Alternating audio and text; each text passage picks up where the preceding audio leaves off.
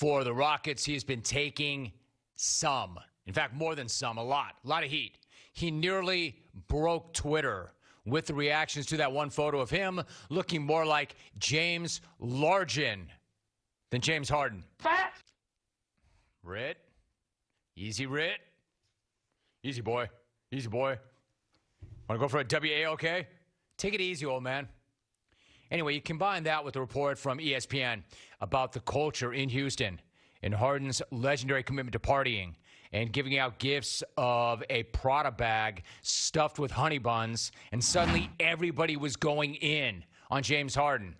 Everybody was taking a run at James Harden. Like, I was wanting to talk about the fact that this guy can put up amazing numbers on the floor, fly to Vegas, do his thing, get his freak on, or do whatever he does in Vegas, then come right back and put up more incredible numbers on the floor the very next night.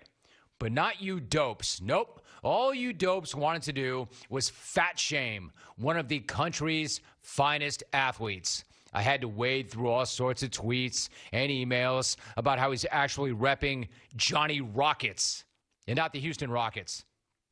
And this idea that he somehow is able to store steak within his own beard so he can snack on it between plays.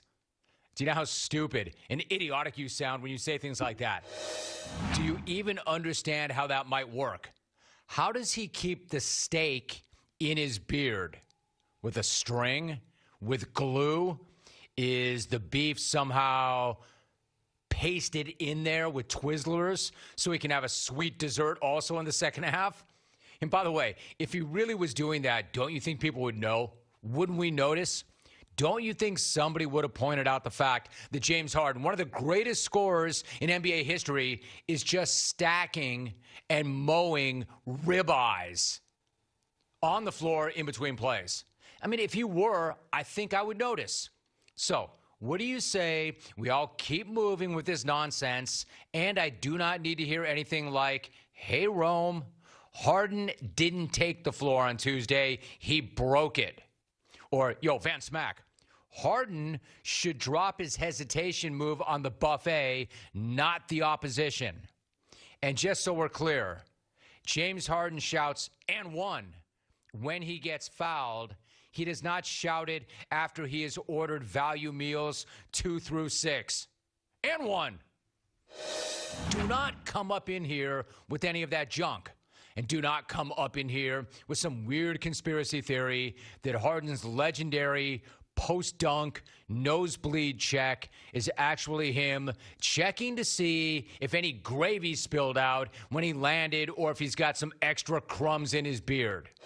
So, knowing everything that surrounded the reports that he wants out, and the report about the partying and the overreaction to that one bad photo, everybody was waiting to see what Harden would say when he met with the media. He was asked about whether or not he wanted to be traded, and I have to say he handled that answer pretty well. Hey, James, do you still want the Rockets to trade you? And if so, why? Right now I'm just focused on being here. You know, today was good. Yesterday felt really good being out there. The first time since the bubble. Hadn't really had an opportunity to do a lot of 5-on-5 work, but for my first time being out there, I think I felt pretty good. So, right. So to me, that's the perfect non-answer. He pretty clearly does not want to be there, but he's not going to come right out and say it. Doing that would be stupid. It would make an awkward situation even more awkward, and he's not going to do that. He's not going to diminish his own trade value by saying that he's the most miserable fat guy alive and will not spend another second there. No, not if he really wants to get out of Houston, he won't. He was also asked for his perspective on the changes around the Rockets since the end of last season. You know, the departure of the GM, the head coach, Russell Westbrook, to name just a few. There's a lot of changes. Obviously the entire coaching staff, some of the front office, a lot of the players. This is where we are, so, coach has done an unbelievable job of just, communicating with the guys and just, putting the structure in and getting things going. My man, he's handling it hyping Steven Silas. That's good because there have been questions about how he felt about Silas, and here he is hyping the new head coach. So far, he is handling himself like a pro. Like, not killing it per se at the presser, but he's winning the presser by not losing it. And then Tim McMahon asked Harden about the traveling that he did before showing up in Houston. Now it's about to get nice. For the record, that's the author of that piece about Harden's partying. And it was time to finally separate the fact from the fiction. Go ahead, big fella. Set the record straight. James, what was the point that you were trying to get across when you went to Atlanta and Vegas when training camp was starting? I was just training. What were you training for? In the start of the NBA season. How did going to Atlanta and Vegas help you there when the Rockets were starting training camp in Houston?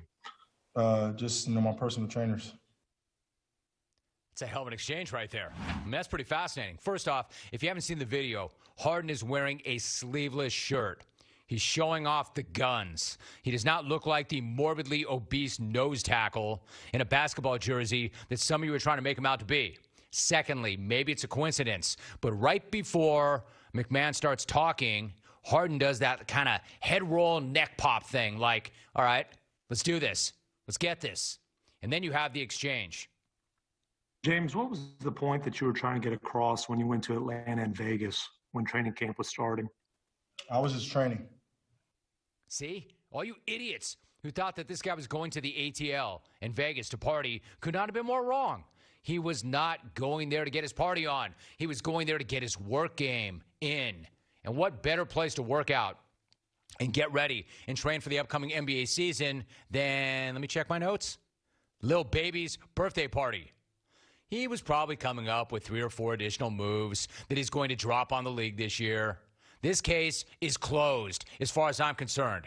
But apparently there are follow-ups. Like, question, what were you training for? What were you Answer, training the for? start of the NBA season. The hell you think I was training for?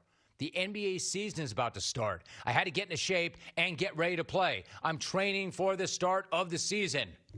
In fact, you want to know what? I'm actually training for life. At this point, I'm good. I've got all my questions answered. I don't need to know anything else. The guy clearly was in 2 of the biggest party cities in the world, but he was there to work on his game. He was there to get ready for the season. In fact, my man is so committed. He is so committed to getting ready for the season and being the best that he can be for his team that he left his team to get ready for the season.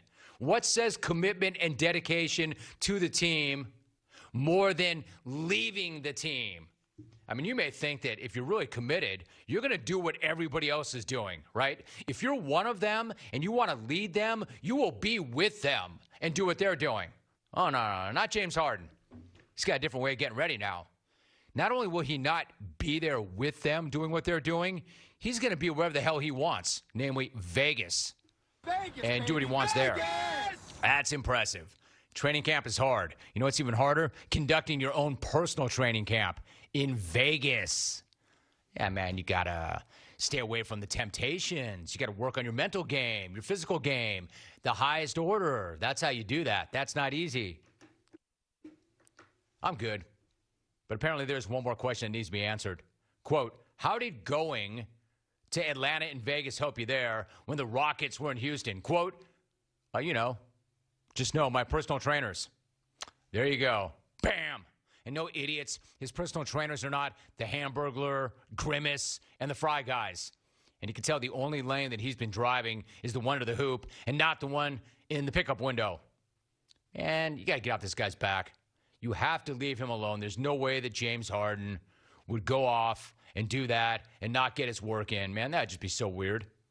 He got his work in Vegas. I am good with the explanation. I think it makes completely and total sense. And everybody clowning this guy for partying in Atlanta and Vegas and showing us how out of shape this guy is should feel pretty stupid right now. All right? Just keep moving. And all you fools who've been trying to say that he looks fat or that he's giving out Prada bags stuffed with honey buns, get ready with your apologies because Harden and I are ready to accept them. My man looks great. Anyone who says otherwise just doesn't know what the hell they're talking about. So let it go. Turn the page. Keep moving. It's all good. I believe you, James.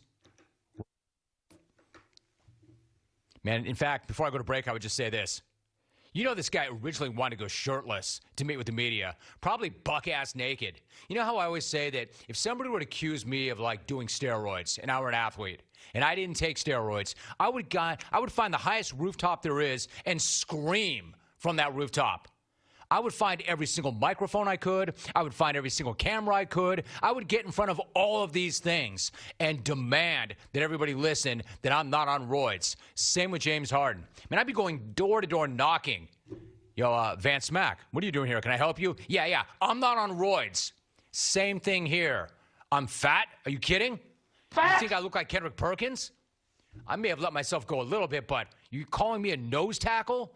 I would be telling my publicist to get Men's Health on the line, get GQ, I want to be on the cover, get TMZ, Radar Online, whatever British tab there is, paparazzi shots by the pool. Get anybody on the line who I can put myself in front of without a shirt. Hell, get Pornhub on the line. What's the line? Hell hath no fury like a woman scorned? No, hell hath no fury like a Harden enlarged. Fat James is dropping 40 a game on dudes' heads this season. You believe that? Believe that. I'm telling you, my man knows exactly what he's doing. Eating, drinking, and getting fat. I guess what I'm saying in 17 minutes is, yo, dude, that gun show didn't convince anybody of anything other than you've been getting your grub on. Let's get out.